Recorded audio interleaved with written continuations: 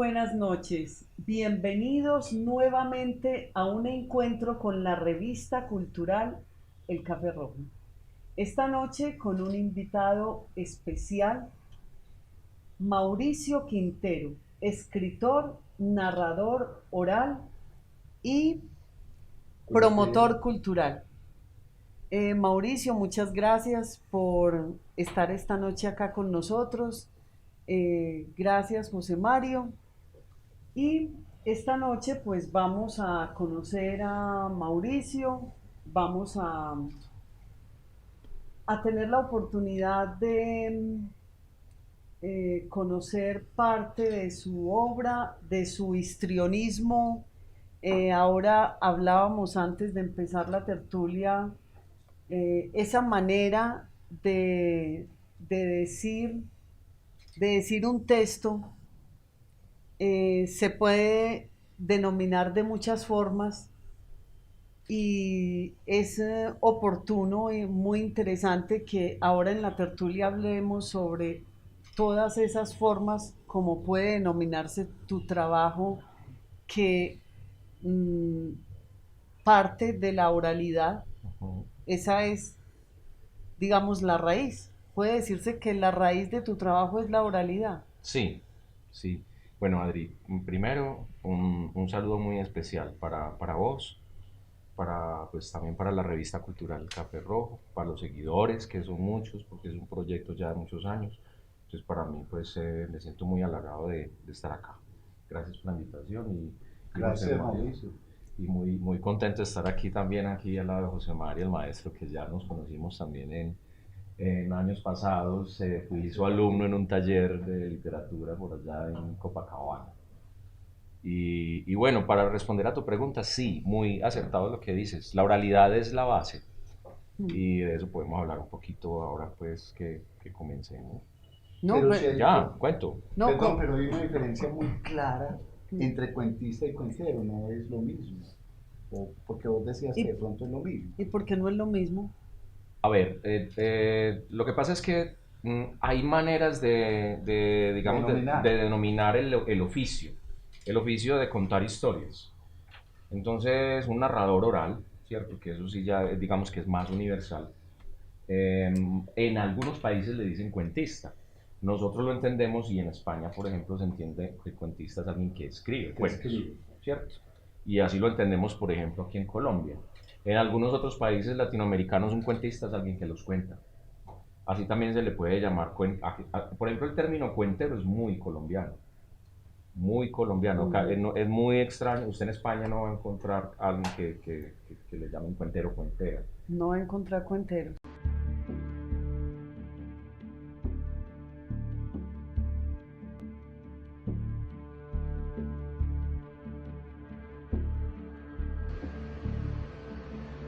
Un primer beso.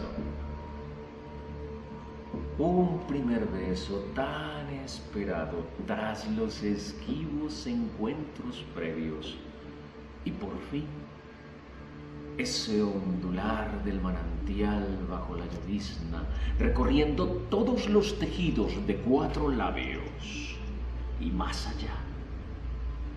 Y de repente, aquel estruendo seco sobre el tejado. ¡Bum!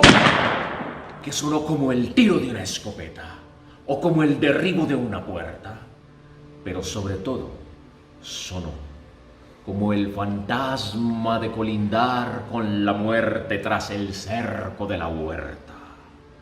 Les agujereó el cepelín del cortejo y les dejó el sobresalto plasmado en los ojos, forzosamente distanciados por la sorpresa, vigilantes, temerosos. Cuando Julieta atinó a observar bajo el guayabo que cubría parcialmente el rancho, el reguero de frutas le recordó que era tiempo de cosecha.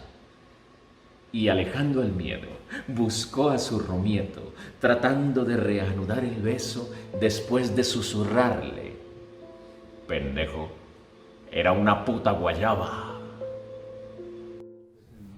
Pero vea, volviendo al punto del tema de la oralidad, Cuando hablas de la raíz, muy chévere pues contextualizarlo un poco alrededor de ello. Si pensamos en la oralidad como, como un oficio, como un arte de contar historias y de sus orígenes, nos tenemos que remontar hasta los principios de la humanidad. Y la oralidad nace alrededor del fuego mirando las estrellas. Exacto. Sí. Entonces ese principio y esa raíz, digamos que genera muchas narrativas. La danza es una forma de narrar también con el cuerpo, ¿cierto? La música y demás. Y Después van a surgir las trovas Las trovas. y van a surgir también esos poetas. Pues es una forma entonces Juglares. O sea, vendría a que, ser lo mismo. sí, que Vendría a ser primero lo fueron mismo. los Eran los juglares juglares. que llevaban Sí, esos cantos y esas composiciones poéticas de un lugar a otro. sí. de hecho, hubo un oficio en la antigüedad que era considerado sagrado, pues era un oficio sacerdotal. Monjes que se aprendían los cantos de los libros sagrados, cuando no, la escritura, o sea, el Sí. mundo no estaba alfabetizado en el porcentaje que lo está hoy en día. Entonces ellos eran unas enciclopedias, eran unos libros, eran unos tomos, cada maestro se sabía una parte de, digamos, como de la gran cantidad de cantos que había. Es por citar un ejemplo, los Vedas, ¿cierto? Y su oficio consistía en ir de pueblo en pueblo peregrinando, solamente cantando los versos sagrados. Y la gente los alimentaba, les daba pues asistencia y de eso vivían y eran considerados pues seres con una relación directa Directa con lo con divino, Dios, sí. exacto. Pero sin contar también que esa alimentación se daba la misma palabra, ¿cierto? En esa oralidad también había como una realimentación, digamos, de todo eso que se transmitía. Y entonces hay unas versiones, porque uno va a encontrar, por lo menos en la poesía castellana, que hay versiones de una cantidad de estos poemas del romance anónimo español. De cada poema uno puede encontrar 4 o 5 versiones distintas, y resulta que era una cuestión oral. Sí, Entonces se llevaba de un lugar al otro y se iba transformando. así es. Hay un relato corto del siglo, pero bueno, aquí voy a aportar al sesgo que tienen como estas etiquetaciones del siglo XII. Del siglo XII, póngale un signo de interrogación. En el siglo XII, creo que fue Juan de Austria, le hace un encargo a, a un escritor español, Juan de Timoneda, si no estoy mal, y le pide que recoja dichos y sentencias de la nación ibérica, española pues. Y él empieza a recopilar tradiciones orales. Entonces hay un cuento, por ejemplo, que tiene algunos pequeños arcaísmos por ahí, no está la J, no está la H, en fin. Y habla acerca de una pareja de músicos. Eran una pareja de tamborileros que se desplazaban desde una población a otra para tañer el tamborino en unos desposorios. Y la mujer del tamborinero, que iba montada sobre un asno, iba tañendo alegremente el tamborino. Y que la mujer, que era muy llevada de su parecer, dice ahí también, hace la aclaración el narrador. O sea que ha sido desde siempre. Y entonces el esposo le dice: mujer, ya cuando iban a cruzar por el vado del río, mujer, no tangáis tan fuerte el tamborino al cruzar el río, porque podéis espantar al asno y caer al agua y ahogar. Y ella, como si le dijera táñelo, pues con más fuerza tañó el tamborino. Y efectivamente el asno espantóse, ella se cayó y púsose en el hondo y ahogó. Aquel hombre fue a buscar a su mujer acongojado río arriba, y después de 2 horas de ir caminando se encuentra con un labriego que lo saluda y le dice: buen hombre, ¿qué buscáis? Y él se quita el sombrero: mi mujer, que es ahogada. Y río arriba la veis de buscar, es que mi mujer siempre me llevaba a la contraria. Ese relato, que es del siglo XIX, como repito yo entre comillas, siglo XII entre comillas, aparece también en una tradición oral alemana, con otro origen, y aparece entonces al parecer en varios relatos medievales de tradición oral. ¿Cuál es el verdadero origen? Vaya usted a saber. Lo mismo se dice de Caperucita Roja, pues, que tiene diferentes orígenes en la Europa, pues, de aquellos años. Bueno, con esta tertulia de hoy, el último de la fila, Mauricio Quintero, nos acompaña y mm, ay, qué bueno hablar sobre las diferentes formas como se le dice, se le denomina a tu trabajo de cuentería. Ah, bueno, una idea que no alcancé a cerrar cuando hablamos de esa Mm, oralidad ancestral primitiva alrededor del fuego y demás, y es que ahorita se está usando un término en promoción de lectura. Yo he visto pues que últimamente se ha hablado mucho de la oralitura, Oralitura, Oralitura, ¿ve? no, no. Término absolutamente nuevo. y hay otro que es oraliteratura, pero ¿Y oralitura qué es? la oralitura entonces viene a ser como esa oralidad que nace desde lo literario, o sea, desde lo literario hacia lo oral. O sea, Lo camino contrario, contrario. el camino contrario. Y bueno, ahí hay toda una discusión sobre el tema, pero entonces porque también es muy bonito, ahora la literatura tiene un lugar privilegiado entre las artes, un escritor de por sí que le digan usted es un escritor ya es un título honorífico, ¿cierto? Así no pueda uno vivir de eso, pero Así, no, y así sea el más malo. así sea tan marginal, pero ya es un nombre de respeto, es un escritor. Y sin embargo, si usted dice él es un cuentero o es un narrador oral, hay una cierta En nuestro medio, sí. en nuestro medio hay una cierta, como qué sé yo, Como una Distanciamiento. discriminación ahí, o sea, ese no es tan artista. Y es curioso porque la literatura nace de la oralidad,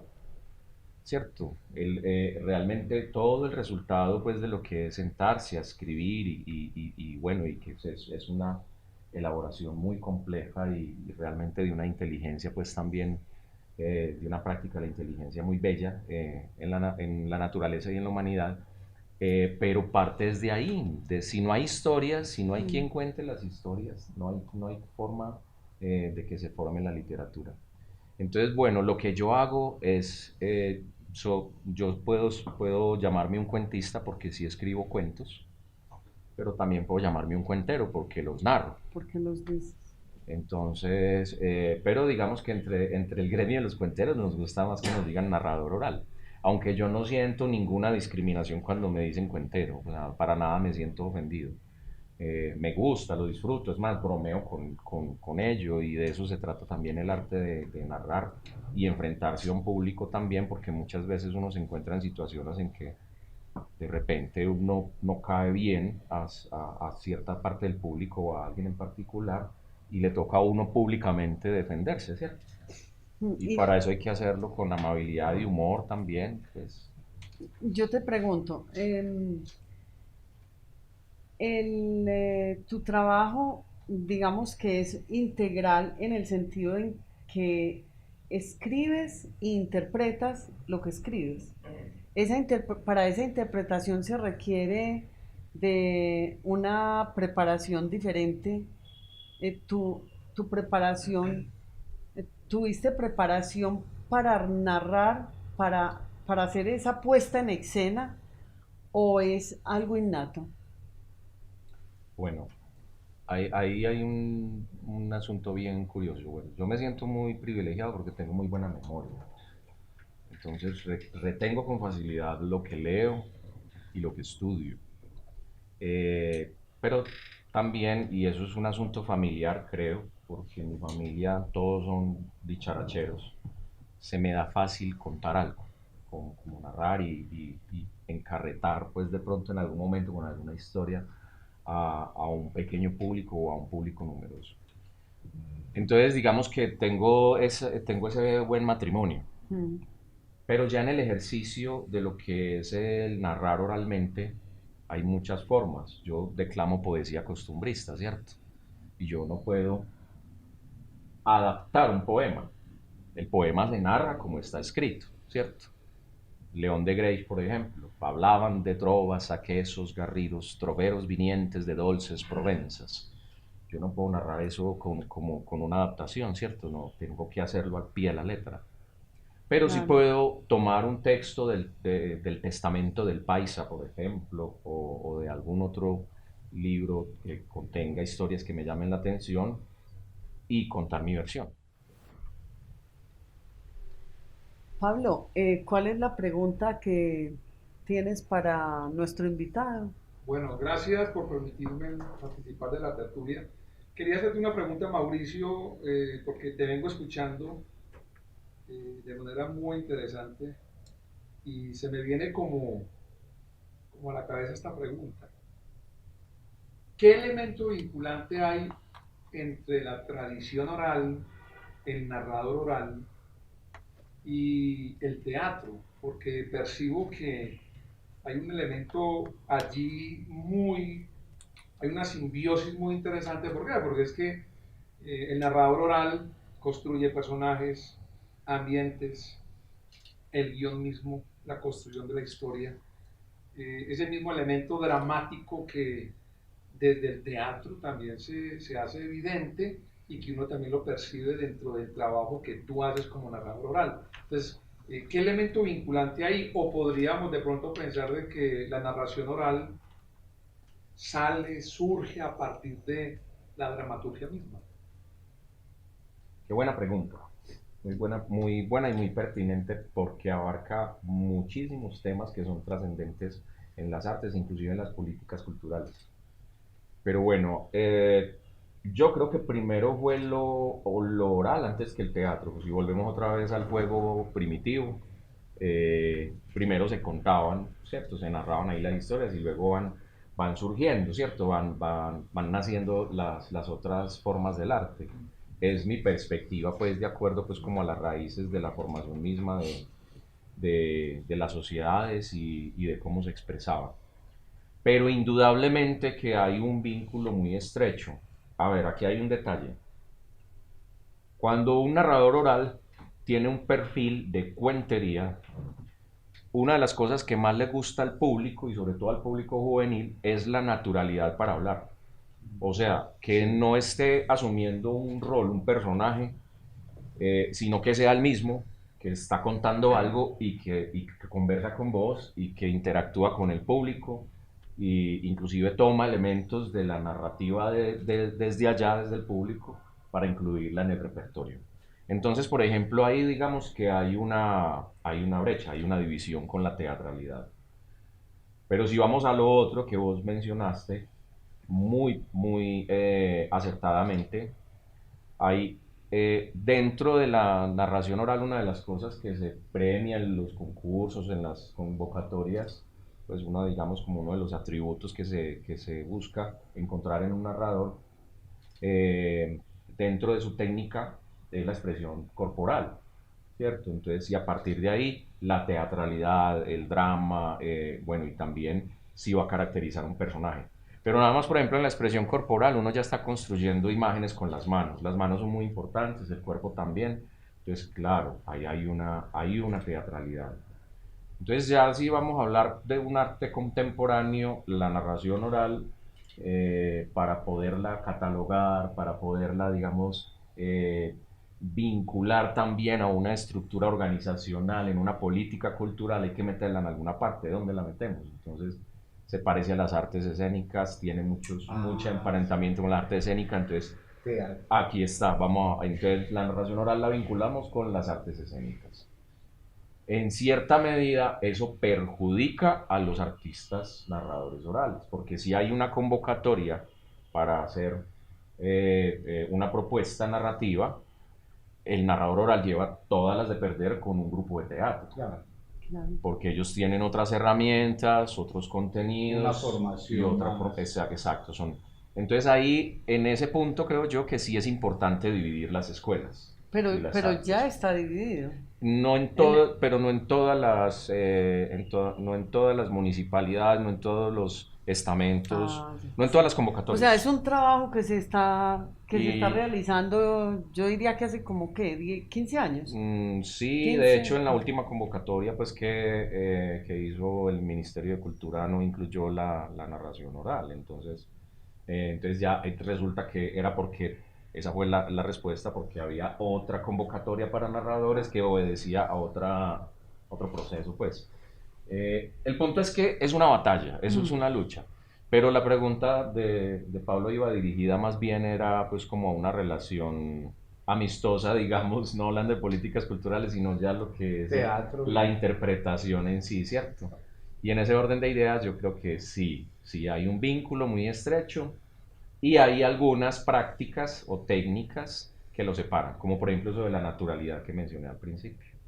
Y Claro. hay un asunto bien importante para ese momento y es la literatura es anterior digamos, a las lenguas escritas. La escritura va a surgir mucho tiempo después.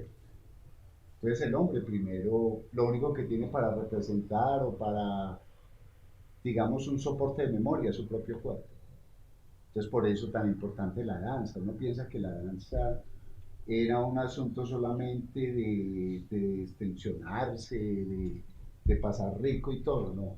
Es una manera de memorizar, de llevar, de grabar, digamos, en cada uno de sus movimientos algunas cosas. También era Algunas No, grandes, y- largas frases, textos larguísimos. y No, ceremonial, era ceremonial Y y eran es, ritual. ceremonias y también. es Todavía que lo son. igual la danza es Pero es un un soporte de memoria. performance. Y es un soporte de memoria, porque es tremendo. Por ejemplo, en la Ilíada, que fue, pues, es un texto tan antiguo y otros textos mucho más antiguos que eran de tradición oral, que eso se vino a escribir mucho tiempo después, muchos años después, como diría un escritor muy conocido. Realmente ellos daban un paso y en ese solo movimiento, entonces decía, aquí debo decir esto, aquí está guardado esto, aquí está el yámbico, aquí está no sé Eso me qué. pasa a mí. Yo, por ejemplo, con los Y guardan movimientos, en el cuerpo eso. yo guardo en el cuerpo palabras, porque si Cuando hay, algo así. hay un cuento, ¿cómo es? Y subieron hasta la cima de la montaña, encontraron la Sierra Madre, la escalaron y allá en la cima encontraron un hermosísimo lago y a orillas de aquel hermosísimo lago encontraron a un hombre tranquilamente sentado al calor de una hoguera comiendo carne de cordero. Entonces, si yo por alguna razón, qué sé yo, pierdo la memoria corporal, yo le aseguro que se me olvida cuál era la palabra que tenía que decir. Y eso me pasa a veces cuando estoy ensayando, yo cuál era la figura. Y entonces sí, ahí hay una teatralidad también. Hay una Y una teatralidad y danza. es un asunto de la memoria, pues importante eso. Es un asunto de que el cuerpo es un soporte de memoria, el primer soporte de memoria. Eh, Quisiera pedirte, Mauricio, que nos interpretaras algunos de tus escritos, en prosa. Tú también tienes verso. Sí. Bueno, entonces, de una manera libre, Espontáneo. espontánea, ¿con qué nos quieres dejar esta noche de tu obra? Por supuesto. Eh, Vida en Venus.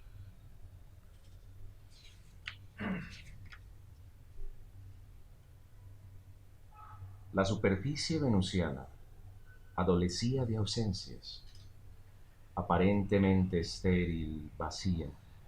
En las arenas de su piel no hay testimonio de huellas recientes. Por los montes de Venus, por sus cañones, solo transita el silencio. Ha sido así durante muchos ciclos venusianos. De repente, en el crepúsculo dorado de un día calcado al capricho de un sopor monótono, surcando el cielo gaseoso, resplandeció una estela veloz e iridiscente que bañó de luz a todos los horizontes. Fue la mirada de Galanteo, que por el rabillo de su órbita le envió el impetuoso Marte. La diosa Venus palpitó, suspiró corrientes de vientos continentales, despertó los cráteres de sus montes volcánicos, abrió sus poros entre las rocas. Marte intuyó el amanecer de una ilusión. y celebró su suerte de aventurero explorador al descubrir que sí hay vida en Venus. Sí. Ese pues sería un texto poético, o cómo lo tienes clasificado, Mauricio.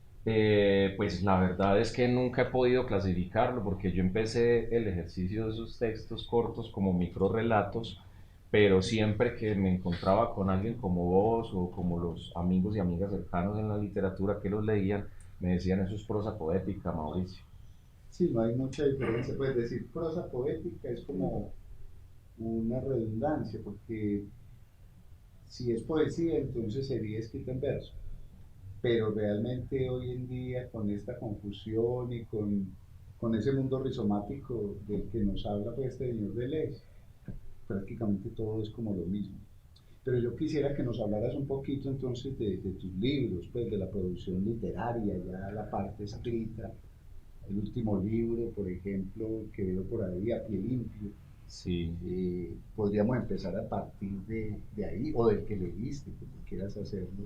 Son 3 libros realmente. sí, son tres. El primero se llama Historietas para fulanos y menganas y son 8 cuentos, prologado por Luis Miguel Rivas, amigo cercano, pues y también Español, ¿cierto? no, mi Rivas es colombiano. Colombiano. ¿Cuál es el Rivas? Ah, el Rivas español es Manuel Rivas. Ma, Ese no lo conozco, ahí me corcha. Y si ve que no soy tan buen lector como usted cree. Y bueno, y el maestro Oscar Hernández hizo muy buenos comentarios, me hizo una reseña muy bonita también de ese libro. Después viene Más Último o menos en qué año salió. en el 2011. Después viene Último en la fila, que es este pequeño, en el que pues hice el ejercicio de compilar una serie de relatos muy cortos, que como te digo yo pensaba que eran micro relatos, pero que terminaron siendo más bien prosas. Y como el primer libro estaba agotado, entonces lo uní con los micro relatos y en el segundo libro pues están digamos que está el primero y el segundo, ahí están. Y este tercer libro viene a ser ya un ejercicio muy distinto que obedeció a una investigación que hice en el año 2018. Solo pues lo pude venir a publicar este año. Y este libro es de crónicas, es un libro de crónicas, o sea, es una investigación que se hizo sobre el Yo leí territorio. algunas crónicas de ahí. Ah, qué bueno, no sabía que las habías leído. Entonces son muchas historias como del pasado y de los nombres originales del territorio en Envigado. Son 12 crónicas Pareció incluso un poco grotesco, como un paso, pues como el absurdo, pero a veces la literatura se construye así. Como, bueno, los vecinos que tuvo otra parte en su momento. Sí, es el camino del carretero que va más o menos desde la Quebrada Zúñiga, que es el límite del Envigado con Medellín, más o menos hasta la casa de la maestra de Borarango. Y eso incluye el territorio de Fernando González y sus vecinos, pero también otros personajes que han hecho parte de la historia del arte en Medellín, como el nacimiento de las Bienales de Arte con Samuel Vázquez, Dora Ramírez, entonces ahí entra Manuel Mejía Vallejo en órbita también, los nadaístas, porque también Gonzalo Arango vivió en una finquita ahí en el sector de La Salle, en una finca que se llamaba Villaluz, la misma Débora Arango, Fernando y sus hermanos, y las historias antiguas que pasaron por esos caminos, el robo de la custodia de la iglesia de Envigado, los arrieros, en fin, muchas anécdotas, los jugadores de fútbol que tenían una cancha ahí cerquita, Sí. y los ganaderos, el tren, el tranvía. Y fue un nuevo ejercicio que me tiene muy contento pues porque el resultado pues ha gustado mucho y no, nunca me ha arriesgado a hacer crónicas, tenía un poco de susto. Me parece muy valioso y sobre todo que recuperas como esa voz viva, como la voz viva pues de los que van a contar las historias. Hay mucho respeto por los testimonios, por las Entonces uno ve entrevistas. como que hubiera sido, yo no creo, o hasta cierto punto pudo haber sido, como con una grabadora. Sí, sí, no, no con todos porque algunos entrevistados no permitían que los grabaran. O no existían, Eh, o estaban vivos. Prácticamente, a ver, por ejemplo, Dora Ramírez, para poder hacer la crónica sobre Dora Ramírez, hablé con su hija, Dora Luz, y con su nieta, María José. Y de ahí pude reconstruirla, ¿cierto? Lo mismo con la crónica que habla acerca de los tres hermanos, Fernando González Jorge y Alberto, sus dos hermanos. Alberto, el papá del escritor Tomás González. Entonces, ahí inclusive hay muchas citas, hay muchas referencias a literatura antioqueña.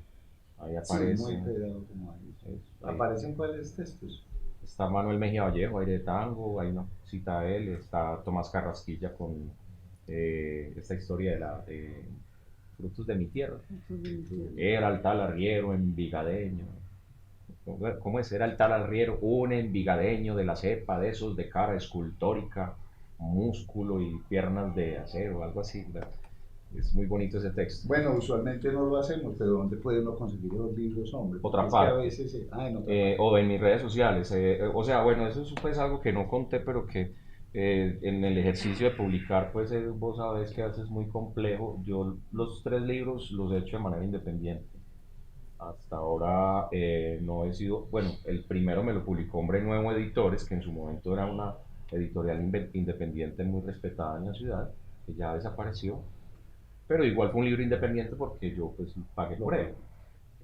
Los otros 2 los he hecho con Pandora Ediciones, con el señor Armando, muy feliz de trabajar con él, pero de manera independiente. Ustedes saben que eso es una aventura, eso es una aventura.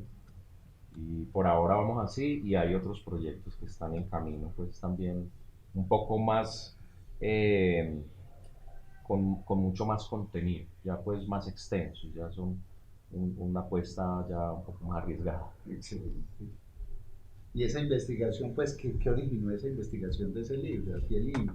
Pues aquí le tengo que dar, qué pena que no lo dije antes, le tengo que dar todos los créditos a un equipo del área cultural de Confama y a la corporación otra parte, porque existía la intención de narrar los territorios y de hacer una especie de, bueno, es un ejercicio inicial con la idea de poder hacer un museo al aire libre en un futuro, reconociendo ciertos valores patrimoniales de ese territorio, las manifestaciones culturales que hay en ella, los lugares emblemáticos, los personajes que la Se habitaron. resalta mucho esa parte cultural. Sí. Eso es. Pero entonces, ¿no has pensado de pronto ofrecerle esto, por ejemplo, a la alcaldía de Envigado? Eso quedaría de papayita. No puedo, porque realmente incluso la publicación se demoró mucho porque yo tuve que hacer una negociación larga, la pandemia se atravesó además,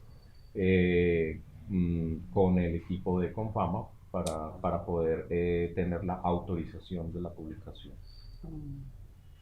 Bueno, y yo me pregunto, si esta noche en la revista cultural El Café Rojo tenemos como invitado al último de la fila, entonces me pregunto, ¿qué queda ahora para esta tertulia literaria, José Mario? Te pido que por favor nos concluyas esta noche. Muchas gracias a Mauricio y vuelvo y pregunto, ¿qué va a pasar de ahora en adelante si esta noche tenemos con nosotros el último de la fila? No seguirán los que vinieron casi últimos, o sea, después del último. No, Adriana, pues muchas gracias pues como por este espacio, por estar aquí, por propiciar pues este encuentro con un gran amigo, gran cómplice también de la revista. Porque ¿De cuál revista? Una revista muy importante, no, pero José Mario, literaria de la ciudad. Dilo tranquilamente. Bueno, nuestra revista La Musa Sonámbula y se ha convertido en nuestro presentador oficial, que lo hemos extrañado en las últimas 2 ocasiones porque el tiempo no le ha dado. Pero eso va a cambiar pronto. Bueno, y no, pues agradecerte de verdad, Mauricio. Y de verdad, pues que es una labor titánica, una labor muy bonita, pues que uno la admira, uno dice, que uno era capaz de vivir así como este muchacho. De puro cuento.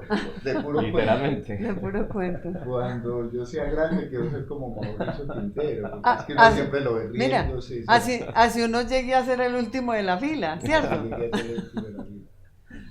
Y no, pues agradecerte, Mauricio, y muchas gracias pues a los seguidores de nuestra revista cultural El Café Rojo.